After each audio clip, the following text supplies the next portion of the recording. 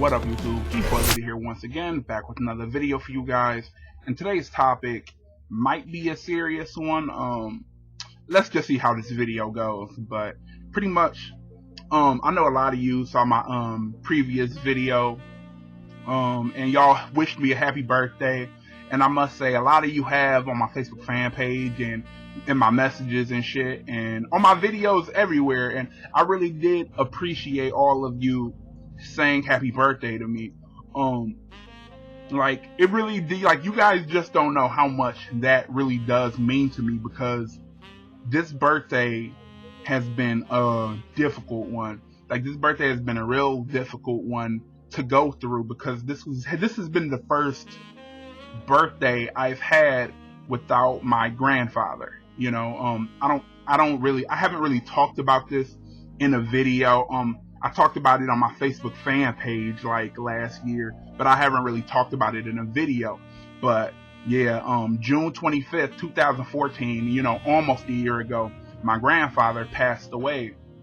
And it was just a really difficult time for me, because my grandfather was one of, if not the most important person in my life. Because as you all know, I don't have that many people in my life. I don't have this big loving family like some other people have. You know, they very fortunate that they got a loving mother. They have a loving father. They close to their siblings, cousins, uncles, and things like that. You know, I don't have that. I don't have that. I had pretty much me, few of my homies, my grandfather, and you guys, you know. So when he passed away, like I said, it hit me really hard, because, you know, I didn't know how to process the shit. He died right in front of me. Right in front of me, you know, like, it was like one of the most surreal moments I ever been through. You know, I didn't know how to process that shit. And this birthday just put me in the mind of my last birthday. You know, I still had him, because he knew I was going out that night. He knew I was going out for my birthday with some homies and shit. And the memories that stick out to me was him telling me that he want me to call him, make sure I'm out being safe, you know, call him, make sure I get wherever I'm going safely and things like that. Check in, you know, because he knows, you know, Detroit, anything can happen. You know, we got police brutality, gangs and shit like that. You know, crime is high. So he wanted me to be safe. And it just really made me happy that, you know, he cared that much about me to make sure I was out here being safe. So I would check in with them. And, you know, and also he gave me the last bit of money he had. He gave me the last $40 he had. And I told him, you know, when I went to see him, yo, I don't need you to give me the money. I got money, you know, at this current state of my life, you know, money's good. I'm not strapped for cash right now. I'm good. And he said, no, take it. Have a good time. I want you to have this money. Like, he really insisted that I take that money, and that just spoke volumes to me. You know, he's been that way my entire life. He's been that way my entire life, where he will always do all of these things for me that I would never understand. Do all of these kind-hearted, nice things for me, and I would never understand why. Especially growing up. Y'all know my video where I said I didn't have a father. You know, my dad didn't want me and shit like that. The nigga didn't even sign my birth certificate. So you can imagine growing up, I'm wondering why my father don't want me, why my father ignoring me. He would talk to my older brother. He had a relationship with my older brother. He would speak to my mother, but he would ignore me personally. And I'm the baby of the family. I was the youngest, so you can imagine a 5-year-old, a 6-year-old, a 7-year-old, an 8-year-old wondering, why is this man that's supposed to be my father ignoring me? I couldn't process it as a child. But then I had my grandfather, you know, and keep in mind, let me throw this fact out here. He's not even my blood grandfather. My grandmother got remarried. This is not even a blood relative, but he was the first one that carried me in the house when I was a baby. and he was the first one to teach me how to do everything. He taught me how to shave, he taught me how to cook, he taught me how to ride bikes, he taught me how to drive, he taught me how to do everything. He taught me everything a father should be teaching his son. He's teaching these things to me. So, and in my mind, I couldn't wrap my mind around why this man is doing so much for me. Like, why is he doing all of this for me? But my blood father, he's not doing anything for me. I just couldn't wrap my mind around that shit. Especially, like I said, around birthday times. My father never got a happy birthday from him. Never got anything from him, ever. And yet my grandfather, his name was Jimmy. Jimmy giving me all of these things for my birthday, made every birthday beautiful, made every Christmas just seem amazing. Like, he's doing all of these things for me and my brother, and he has no obligation to do so. What kind of man does that? He's doing all of these things for kids. He don't have no obligation to do anything for them, yet he is. So I mean, as a kid, you don't really understand these things, but as I grew up, I definitely started to realize, how important he really has been in my life. Like, no matter how much I fucked up in life, and I fucked up badly, to when I got an ex pregnant and I didn't know what the fuck I was going to do, to me being expelled out of high school and I'm just lost in life. I don't know what to do. He would still look at me as if he was proud of me. That stuck out in my mind. He would still look at me as though he was proud of me. He never doubted me. Like, he saw some sort of potential in me that no one else could see. Everyone else had written me off. My mother, she didn't really give a fuck about me. Well, I'm not gonna say she didn't give a fuck about me. I'm just saying she was a selfish person. She was a very selfish person. And my father, he was an absent person. So for Jimmy to step up and do as much as he did for me, like I said, I'm just really starting to process it as I got older. Especially, when I'm getting towards the later ages. Like, everybody else written me off, thought I wasn't going to be anything, thought I would never be successful, yet he always believed in me and said I could do anything I want. I want to be a chef. Like, if this whole YouTube fame shit never pans out, my fallback strategy is to become a chef. I love cooking. I love taking care of people. I love serving people. And he was the first one that taught me how to cook. He was the one that told me every time he'd see me cooking in the kitchen, he's like, oh, there's my chef right here, always encouraging me.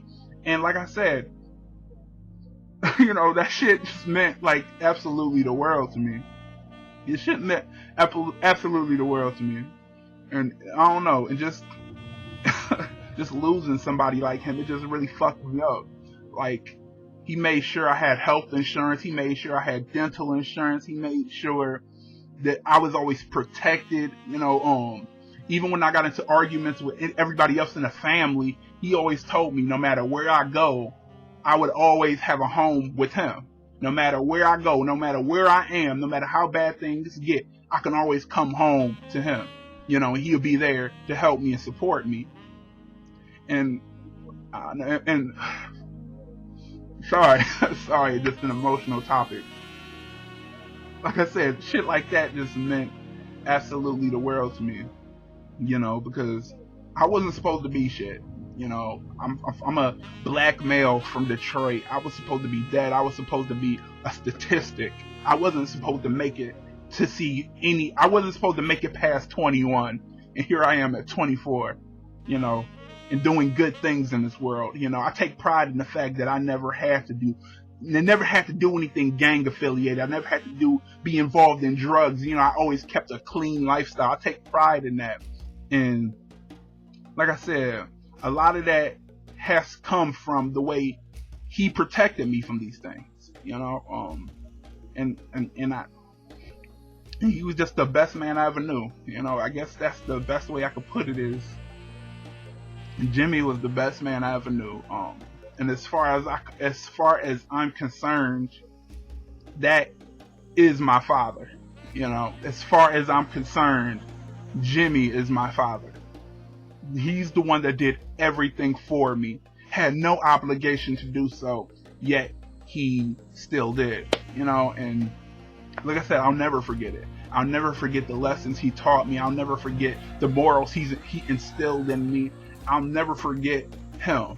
I'll carry him with me for the rest of my life. And there's not much I could do to repay him for that. You know, I mean, when he was here, I wish I just got the time to ask him why. You know, like, why did you do all of this for me? You know, that will always, that's the one question I wish I had an answer to, is like, why did he do all of those things for me? You know, and I'll probably never get an answer to that, but I'm happy he's dead. I'm happy he's dead. I'm proud of the man I grew up to become because of him. And I always told myself, if I ever do become super explosive, successful, I will say it was because of him.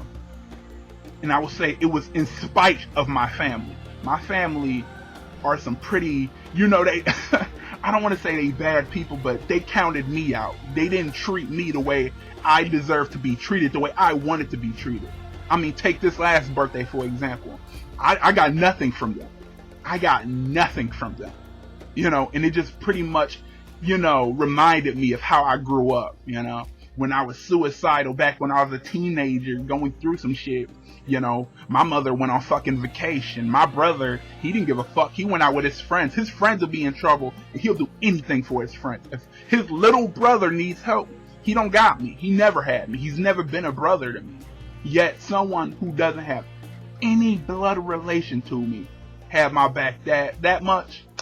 It blew my mind. So that's why I said this birthday was difficult for me. My first birthday without him, and the thing that made this birthday great, but I still hate birthdays, don't get me wrong, I hate birthdays, but the thing that made this birthday great was you guys. You guys make this birthday better for me. All of you that wished me a happy birthday, trust me, that means so much to me. It means so much to me, because I don't have many people like that. And for you people to sit here, watch my videos, click the thumbs up button, you know, subscribe and do things like that, you know, y'all family to me. Y'all family to me. Y'all more family to me than the people I grew up with. You know, the motherfuckers that I have to call my brother, you know, the people like that. Y'all more family to me than those people will ever be. And that's why I'm thankful I have you guys. You know, I'm thankful I have you guys. And that's why I'll never stop doing YouTube videos. I'll never abandon you guys. I'll never just randomly quit on you guys. If YouTube shut down, I would go to a different site and still make videos. So, like I said, I'll always be here because y'all always there for me. I mean, I've been doing this shit for 6 years now. 6 years. So, like I said, I'll always be right here. You know, but at the same time, I'll never be fully complete either, because, you know, like I said, one of the people that meant the absolute world to me passed away, and, you know, we couldn't save him. You know, we couldn't save him. And like I said, I gotta live with that for the rest of my life, pretty much. But yeah. I really do just want to say thank you to you guys, though. I appreciate all of you. If you've been supporting me if you new, if you old, I love all of you, and I really do appreciate you guys, you know. So, like I said, 6 years in, I'll never quit doing this. This is my passion right here. I'll always be right here with you guys, and yeah, I'm about to get out of here. G4 Liddy here, signing off, and thank you guys for watching. I love all of you. Thank you.